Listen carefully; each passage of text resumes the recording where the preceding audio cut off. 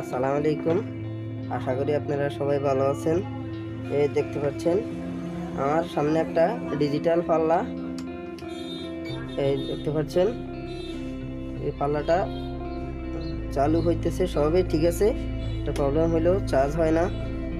এখন আপনাদেরকে দেখাবো কিভাবে ডিজিটাল স্কেলগুলো কিভাবে মেরামত করতে হয়। ধৈর্য সহকারে ভিডিওটি সম্পূর্ণ দেখবেন। ভিডিওটি ভালো লাগলে একটা লাইক দিয়ে দিবেন আর চ্যানেলটি সাবস্ক্রাইব করে পাশেই থাকবেন। এই দেখতে পাচ্ছেন এসি সকেটটা ঠিক আছে কিনা দেখাবো। প্রথমে এই দেখতে পাচ্ছেন এসি কর্ডটা আগে চেক দিয়ে নেবেন ঠিক আছে কিনা। এই দেখতে পাচ্ছেন এটা নতুন এসি কর্ড একটা আমি নতুন লাগিয়েছি, তারপরও চার্জ হয় না। এখন খুলে আপনাদেরকে দেখাবো কি কারণে চার্জ হয় না। প্রথমে স্ক্রু এগুলো খুলে নেবেন। এই দেখতে পাচ্ছেন এখানে একটা স্ক্রু আছে, আর এখানে এই দুটো স্ক্রু, আর এখানে দুটো স্ক্রু। এই স্ক্রুগুলো প্রথমে খুলে নেবেন।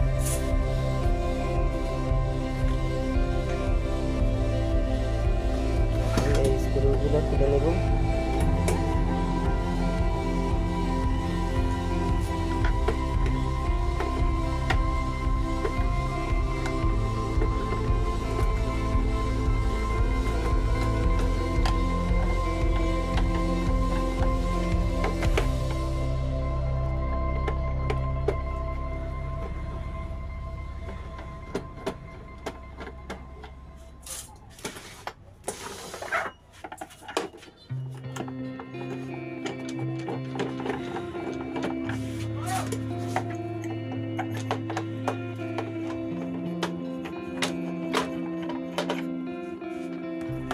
স্ক্রুগুলো খোলা শেষ।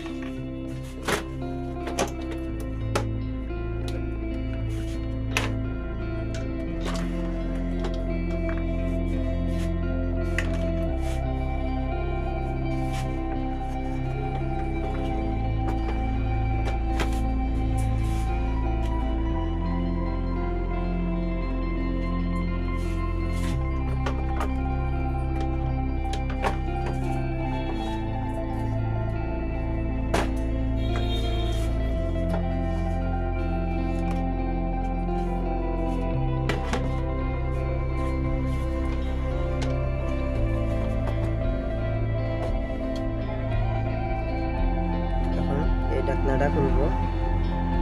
এই দেখতে পাচ্ছেন আমি এসি সকেট থেকে 220 ভোল্ট আউট হবে। এই 220 ভোল্ট আমি মেপে দেখেছি, এসি ভোল্ট আউট হয় না।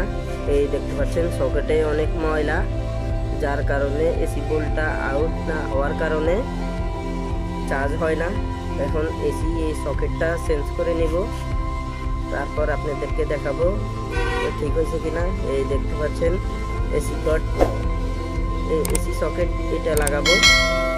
পুরাতন এসি সকেট আগেরটা খুলে নিব, নতুন এসি সকেটটা লাগাবো।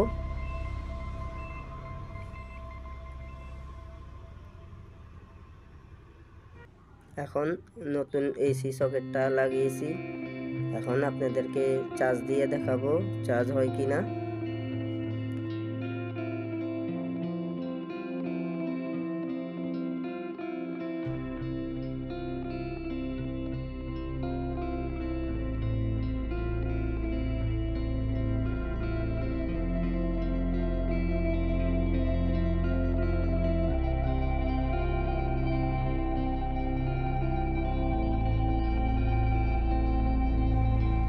এই দেখতে পাচ্ছেন চার্জ হইতেছে।